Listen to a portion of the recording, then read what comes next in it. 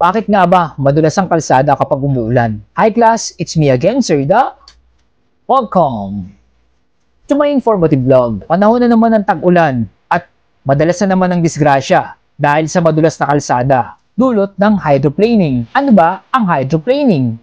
Ang hydroplaning ay nangyayari kapag nawala ng kontak ang gulong sa ibabaw ng kalsada dahil sa isang layer ng tubig na naipon sa pagitan ng gulong at kalsada na nagre-resulta sa pagkawala ng traksyon at kontrol. Nangyayari ito kapag ang inyong mga gulong ay hindi mabilis sa kapagpapaalis ng tubig sa pagitan ng mga thread nito. So, ano ba ang dapat gawin para maiwasan ng hydroplaning? Una, siguraduhin tama ang hangin ng gulong bago magmaneho sa kalsada. Pangalawa, siguraduhin maayos at makapal ang inyong mga gulong. Sa mga thread kasi nito dumadaan ang mga tubig kapag dumadaan sa mga basang kalsada para magkaroon ng traksyon at kontrol. Pangatlo, panatilihin ang pagsunod sa mga dinadaanan ng sasakyan na nauuna sa iyo. Pang-apat, panatilihin ang sapat na distansya upang magkaroon ng oras sa pagpeno kung sakaling bigla itong huminto at maiwasan ang disgrasya.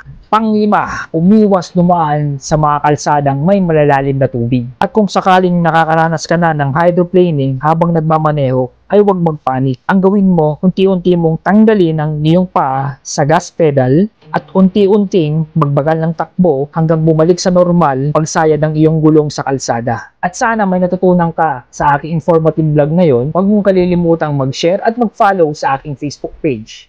Ako nga pala si Sir Da. Always remember, road safety matters. Educate, not tolerate. Ano pang hihintay mo? Ipagkalat mo!